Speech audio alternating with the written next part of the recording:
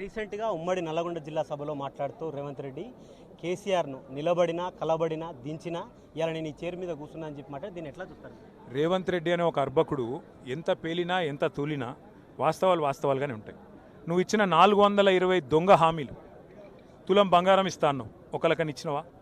మహిళలకు నెలకు 2500 ఇస్తాను ఒకళ్ళకని ఇచ్చినవా? ముసలయ్యకు ముసలవ్వకు ఇద్దరికి 4000 పెన్షన్ ఇస్తాను ఒకళ్ళకని ఇచ్చినవా? ఒక్క ఇటుక పెట్టినవా? రాష్ట్రంలో ఇండ్లు కట్టిస్తాను 18 నెలలు అయిపోయాయి టైంపాస్లా. అందులో 3 నెలలు ఢిల్లీలోనే వంటివి, సంవత్సరం నెలన్నర బయటనే తిరిగితివి గాలి తిరుగుడు. మిగిలింది సంవత్సరం. అందులో కూడా మళ్ళా కేవలం రాహుల్ గాంధీని ప్రసన్నం చేసుకోవడానికి బీఆర్ఎస్ మీద నిందలు, కాంట్రాక్టర్లు బిల్డర్లతో దందాలు, రాహుల్ గాంధీకి చందాలు. ఇంతకంటే పీకింది ఏముంది నువ్వు? అందుకే నేను రేవంత్ రెడ్డిని అనేది ఏంటంటే, నువ్వు ఒక్కటి కాదు 100 జన్మలు ఎత్తిన కేసీఆర్ గొప్పతనం నీకు అర్థం కాదు, నీ వల్ల కాదు, వదిలేయి. నువ్వేమైనా కేసులో పీసులో పెట్టదలుచుకుంటే పెట్టుకో, జైల్లో పెట్టినా ఫరకేం పడదు, మా ఇంటికి కూడా పీకలేవు.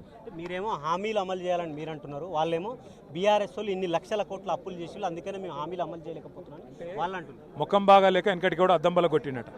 అట్లే నాచిన ఆయే ఆంగం తేడా అని గవర్నమెంట్ నడపరాక సొల్లు మాటలు. మీరు మాకు అప్పించిపోలేదా 72,000 కోట్ల అప్పు? మరి మేము చేయలే. మేము రైతు బంధు ఇవ్వలేదా? మేము 200 పెన్షన్ 2000 చేయలేదా? పిల్లలకు ఫీజు రీయింబర్స్మెంట్ ఇవ్వలేదా? కాళేశ్వరం అసంటి ప్రాజెక్ట్ కట్టలేదా? కరెంటు సమస్య తీర్చలేదా?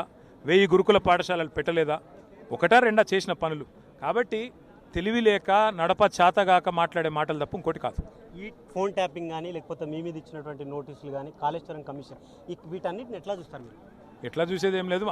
అది అంటారా చూడు, నడపరాక పరిపాలన చేతగాక అటర్ఫ్లాప్ గవర్నమెంట్ నుంచి తమ వైఫల్యాల నుంచి ప్రజల దృష్టి మళ్లించేందుకు 20-30% కమిషన్లు ఏదైతే ఇవాళ వాళ్ళు దండుకుంటున్నారో వాటి నుంచి ప్రజల దృష్టి మళ్లించేందుకే ఈ కమిషన్.